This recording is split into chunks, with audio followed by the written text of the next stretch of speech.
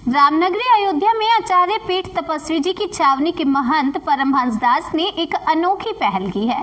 आज तपस्वी जी की छावनी के आश्रम के बाहर परमहंस दास ने बैलगाड़ी का पूजन किया है। प्रशासन और समाज से बैलगाड़ी के प्रयोग करने की अपील की। परमहंस दास ने कहा, बैलगाड़ी का पूजन करके केंद्र सरकार और राज्य सरकारों से मीडिया के माध्यम से आग्रह किया है कि गोवंश की रक्षा हमारी संस्कृति का अभिन्न हिस्सा है। सतयुग, त्रेता, द्वापर और कलयुग के 19वीं सदी के अंतिम तक खेती का एकमात्र साधन बैल हुआ करते थे। 1892 में ट्रैक्टर का आविष्कार हुआ जो भाप और गैस से चलता रहा। 1931 में डीजल इंजन का आविष्कार हुआ। तब से बैलों की उपेक्षा होने लगी, जिसका दुष्परिणाम पूरे विश्व को भुगतना पड़ रहा है। बढ़ता हुआ वायु प्रदूषण, ध्वनि प्रदूषण एवं बंजर होती जमीनें, रासायनिक खादों के प्रयोग से उत्पन्न होने वाले अन्न में बढ़ती हुई बीमारियां, गिरता हुआ लोगों का स्वास्थ्य। अब आवश्यक है कि जब अनाचारी, व्यभिचारी, दमनकारी, राक्षसी प्रवृत्ति के मुगलों का, वो लुटेरों, अंग्रेजों का तथा देश विरोधी पार्टियों का समय खत्म हो चुका है। वर्तमान में सत्ता राष्ट्र भक्तों के हाथ में है। अंततः हमारे संस्कृति के जो मूलाधार हैं, गोवंश, गंगा, ऋषि, मनीषी, उसको पुनः प्रतिष्ठित करने की आवश्यकता है। इसलिए बैलगाड़ी का पूजन करके 5 किलोमीटर के इर्द गिर्द लोगों को बैलगाड़ी से काम चलाने के लिए अपील की गई। साथ ही जो छोटे किसान हैं उनको पुनः बैलों के द्वारा खेती करने के लिए आग्रह किया गया। वेदों, पुराणों और शस्त्रों में बैल को धर्म का स्वरूप बताया गया है।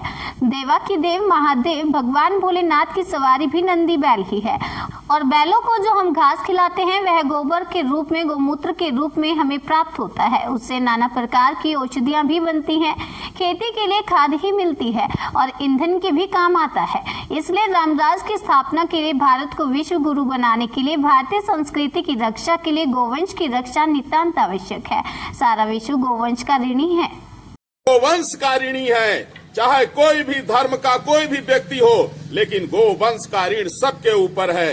सतयुग, त्रेता, द्वापर और कलयुग के 19वीं सदी के अंतिम तक जो है खेती बैल से होती रही है और एकमात्र साधन जो है बैल ही था जिससे खेती होती थी। लेकिन जो इतने दिनों तक मानव मात्र को जीवित रखा, आज वह मरने के लिए मजबूर क्यों है? आज वह क्यों कसाई खाने में कट रहा है? आज बैल को लोग क्यों छोड़ दे रहे हैं? और इसका दुष्परिणाम सामने है कि वायु प्रदूषण और ध्वनि प्रदूषण चरम सीमा पर है और डीजल और पेट्रोल महंगे होते जा रहे हैं। इसलिए जो छोटे किसान हैं वो बैल से फिर खेती करें और बैलगाड़ी फिर से चालू की जाए। इसी उद्देश्य से आज बैलगाड़ी का मैंने पूजन किया। और बैलगाड़ी जो है, देखिए बैलगाड़ी ही एक ऐसी है, बैल को वेदों में कहा गया है वृषभो धर्म रूपिणः।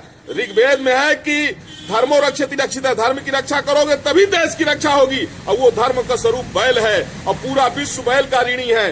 तो मेरा मानना यह है कि बैल की रक्षा करने से हम मनुष्य की रक्षा होगी।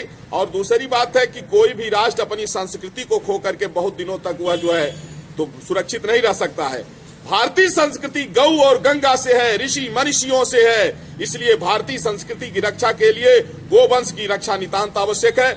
इसी परिप्रेक्ष्य में आज आचार्य पीठ तपस्वी छावनी में मैंने जो है तो आज जो है बैलगाड़ी का पूजन करके और एक समाज में मैंने अनुरोध किया कि प्रशासन जो है इसको बढ़ावा दे और इसी से गोवंश की रक्षा होगी। चूंकि जो बैल है, बैल से जो गोबर होता है वो ईंधन के भी काम में आता है और उससे गोमूत्र से, गाय के गोबर से, इससे जो है तो दवा बनाई जा सकती है, इससे तमाम तरह की औषधियां बनाई जा सकती हैं। और जो जमीनों की जो है तो उर्वरा शक्ति कम हो गई है, बंजर हो गई हैं, उनकी उर्वरा शक्ति जो है गाय के गोबर से ही लौटाई जा सकती है। और वैसे भी यह देखा जाता है कि गाय के गोबर से जो खेती होती है, वो जो अनाज होता है वो स्वास्थ्य की दृष्टि से बहुत अधिक महत्वपूर्ण है। और जो रासायनिक खादों से जो खेती हो रही है वह स्वास्थ्य के लिए जो एक फूड पॉइजन की तरह जो है लोगों का स्वास्थ्य दिनों दिन गिराती जा रही है।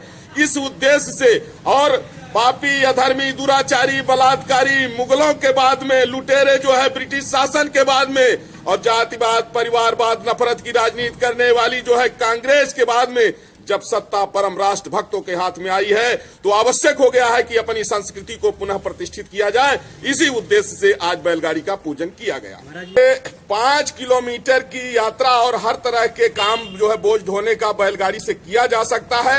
इससे वायु प्रदूषण, ध्वनि प्रदूषण जो है तो खत्म होगा और स्वच्छ वातावरण बनेगा। साथ ही साथ में जो डीजल और पेट्रोल है इसकी महंगाई की जो है कम होगी, इसकी जरूरत ही नहीं पड़ेगी हमको। तो दूर यात्रा के लिए जितना रेलगाड़ी की जरूरत है उससे करोड़ गुना ज्यादा 5 किलोमीटर की यात्रा करने के लिए बैलगाड़ी की आवश्यकता है। इससे हम